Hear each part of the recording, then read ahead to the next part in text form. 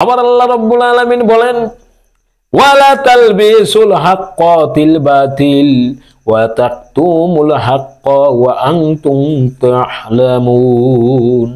আল্লাহ রাব্বুল আলামিন বলেন, ও আমার মুমিন, তোমরা সত্যকে মিথ্যার সঙ্গে মিশ্রিত করো না, আর জেনে শুনে সত্য গোপন করো না। এই যে রমজান মাস চলতেছে, আমার ব্যবসায়িক অসাদায়িক ব্যবসায়িক যে ভাইগুলো আছেন, পবিত্র মাহে রমজানের যদি গুরুত্বটা যদি আপনারা বুঝতেন, আলহাকুমুত তাকাসুর, দুনিয়ার তিনি যখন রাষ্ট্রপতি, সম্পদ আপনাদের অন্ধ করে রেখেছে, আপনারা অন্ধ হয়ে গেছেন, আল্লাহ পাওয়ার আশা নাই, আপনারা রসুল পাওয়ার আশা নাই, কেমনে নিজের পকেট ভরবে, নিজে কেমনে বড়লোক হব, আর একটা বিল্ডিং করব, কিভাবে আমার পজিশন চেঞ্জ করব, এই চিন্তা মগজের মধ্যে নিয়ে আছেন। এই রমজানের যদি গুরুত্বটা যদি আপনারা বুঝতেন, ওয়ালা তালবিসুল হাক্কা বিল বাতিল ওয়া তাকতুমুল হাক্কা ওয়া আনতুম তা'লামুন।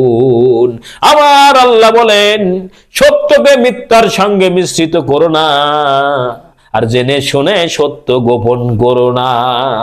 আমরা অহরহ সত্য গোপন করি, সত্যের সঙ্গে মিশ্রিত করি। এই যে রমজান মাস, সমস্ত খাদ্যের দাম বেড়ে গেছে, এর কারণ কি? এর কারণ হলো আমরা আগে থেকে মাল আটকায়া থুইছি, মাল আটকায় রেখেছি, তেলগুলো আটকাইছি। এইবার বড় বড় থেকে বেশি করে এই রমজান মাসে ব্যবসা করা যায়, এই ব্যবসাগুলো করেছি। তুমি তা কেন করতে গেলে? তুমি হালাল ভাবে ব্যবসা করো। আমি যখনই পীরদের ওয়াজ করি তোমাদের জলে, তোমরা বলো যে এই বক্তা পীরের ওয়াজ ছাড়া কিছু জানে নাকি? আরে বেটা, ওয়াজ জানি, তোমাকে কে বলেছে আমি ওয়াজ জানি না? কিন্তু ওয়াজ শোনাবো কাকে? সে যে ফুলেই উঠবে। পীরেরা কখনো হালাল হারাম, যে হক্কানে ওলি হয়, সে কখনো হারাম মাল ভক্ষণ করতে পারে না। আবু সালে জঙ্গি মুসা আব্দুল কাদের জিলানী রহমতুল্লাহ আলাইহির বাবা, তিনিও যে হক্কানি একজন কামেল ওলি, এতে কোনো সন্দেহ নাই। এক ফল খেয়ে 12 বছর ধরে জেল খেটেছেন। তার মানে আমরা কি এইরকম চিটারি করে খাই নাকি? আমরা কি ওরকম খাই নাকি? আমরা তো দোকানে যেয়ে বলি, এই বড়ই কত করে কেজি? বলে 60 টাকা। মাপে 1 কেজি, 1 কেজি মাপতে বলে ওইদিকে 1 পোয়া সিটারি করে খেয়ে ফেলেছি। এটা কি তোর বাপের তা খালি নাকি তুই? এই জন্যই তো আমার আল্লাহ বলেন, ওয়ালা তালবিসুল হাক্কা বিল বাতিল, সত্যের সঙ্গে মিথ্যা মিশ্রিত করো না। আর আমরা সেটাই আগে করে বসে আছি। আপনার জমিনের পাশে আমার জমিন, মাঝখান দিয়ে কি রে ভাই? আয়। আর জোরে কর, মাঝখান দিয়ে আয়। এইবার আমার নিজের মনে করে চাপাতে চাপাতে 2 হাত চাপা নিছি। এইবার আমি জমিনে করলাম 2 হাত চাপায়া দিলাম, আইল করলাম বেকা। আর মসজিদে যে বলতেছি কাতার সোজা করুন। কি করে? মসজিদে যে কাতার সোজা করে, আর মাঠে যে দেখা করে। এই কাম যারা করো ভালো করে মনে রাখো, সত্যের সঙ্গে মিথ্যা তুমি মিশ্রিত করো, সত্যকে তুমি গোপন করো। তুমি যত বড় ওই মসজিদের মধ্যে যা তুমি কাতার সোজা করো না কেন, ওই নামাজ আমার আল্লাহর দরবারে পৌঁছাবে না। কারণ তুমি দুধ আর মুদ একখানে করেছো। এটা কি হয় নাকি? আমার আল্লাহ বলেন, জেনে শুনে সত্য গোপন করো না। তোমার সামনে একটা অকারেজ ঘটেছে, তুমি জানো, তুমি ভয়ে সাক্ষী দিলে না, আবার কিছু টাকা পেয়ে মিথ্যা সাক্ষী দিলে ওই লোকটার ফাঁসির মঞ্চে চলে গেল। তুমি জেনে শুনে তুমি কেন এই সত্যকে গোপন করলে? আমার আল্লাহ বললেন, লানাতুল্লাহি আলা কাযযাবিন, মিথ্যাবাদীর উপর আমার অভিশাপ। বলেন না নাউযুবিল্লাহ। কেন এরকম ঘটলাম? কেন আল্লাহ রাব্বুল আলামিন এই আয়াত দিয়ে সতর্কতা করলেন? এরও কারণ আছে। তোমরা বলো রসুল যা আমিও তাই, রসুল বড় ভাইয়ের সমান, নাউযুবিল্লাহ। তোমরা যে এই কথা বলো, রসুল তো দূরে থাকলে মুনাফিক, রসুলের যে সাহাবা তার পায়ের ধুলার যোগ্যতাও তো তোর নাই। তুই কইস নবীও যা আমিও তাই। কেমনে নাই? আসলে একটু ঘটনা বলি। হযরত ওমর ফারুক রাদিয়াল্লাহু তাআলা আনহু আজমাইন রাতের বেলায় নাইট গার্ড, কি গার্ড? Night guard.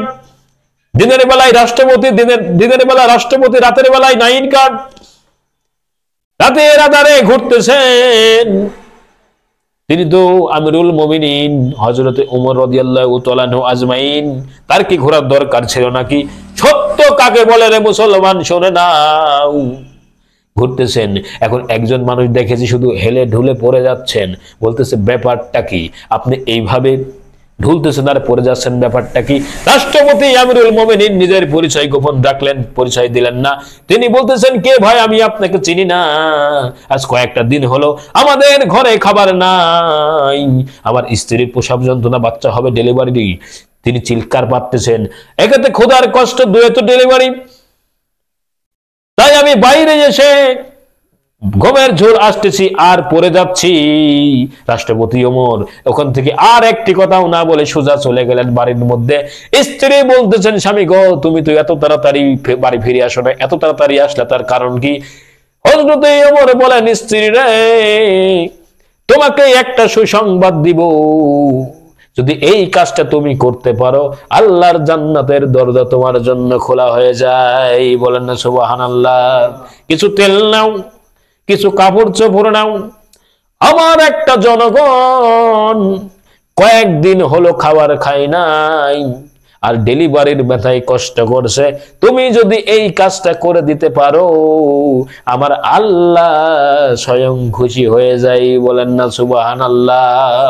আমি যদি এখন বলি আমাদের চেয়ারম্যানের বউ গরিব জনগণের ডেলিভারির কাজে যাবে নাকি? যদি কোনো এমপির কথা বলি, তখনই বলবে এই বক্তা খারাপ, বক্তাকে ডেকে নিয়ে এসো। থানার থেকে ওসি এসে বলবে ওনাকে একটু চা খাওয়ান। এইবার যখন বলতেছি, এরপরে বাজারের কথা বলতেছিলাম, রাষ্ট্রপতি ওমর সত্যকে মিথ্যার সঙ্গে মিশ্রিত করে নাই।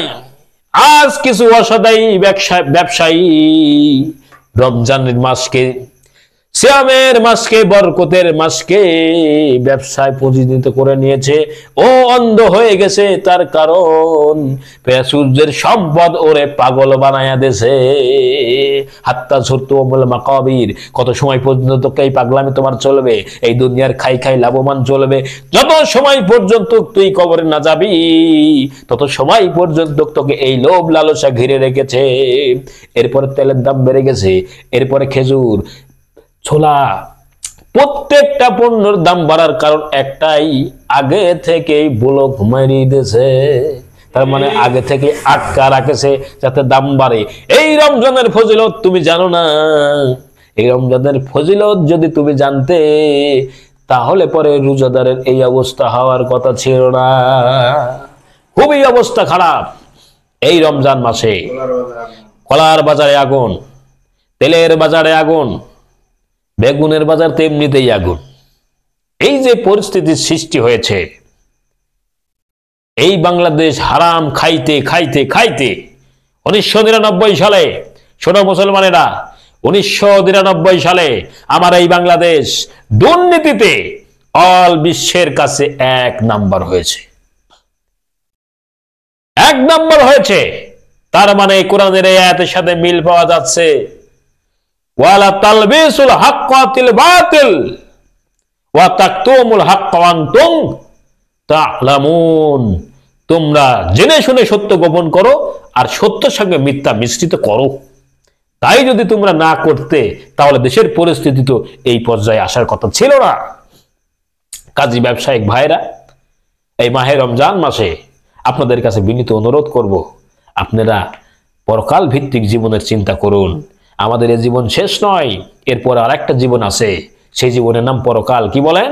পরকাল। মানুষ, সমস্ত কাজ মানুষের পক্ষে করা সম্ভব, অন্যায় কাজ কেন? তার যদি হিসাব না দেওয়া লাগে, তার হিসাবের টেনশন যদি না থাকে। কিন্তু একজন জানে চাকরিজীবী, তার অফিসের সমস্ত ফাইলের হিসাব দেওয়া লাগবে, তার বড় অফিসারের কাছে সব হিসাব নিকাশ দেওয়া লাগবে, কোন রকমে গরমিল হলে তার জবাবদিহিতা দেওয়া লাগবে। ওই ব্যক্তি কিন্তু সত্যর সঙ্গে মিথ্যা মিশ্রিত করতে পারে না। আর যদি এমন একজন হয় অবশ্যই সমস্ত দায়িত্ব তার কোনো হিসাব দেওয়া লাগবে না, সে এমন কোনো অন্যায় কাজ নাই যে সে করবে না। তাই পরকাল ভিত্তিক জীবনের ভয় করুন, তাহলে আপনি পাপ কাজ থেকে ফিরতে পারবেন। আল্লাহ তাআলা আমাদেরকে তৌফিক দান করুক। সকলে বলুন আমিন। আসসালামু আলাইকুম ওয়া রাহমাতুল্লাহি ওয়া বারাকাতুহু।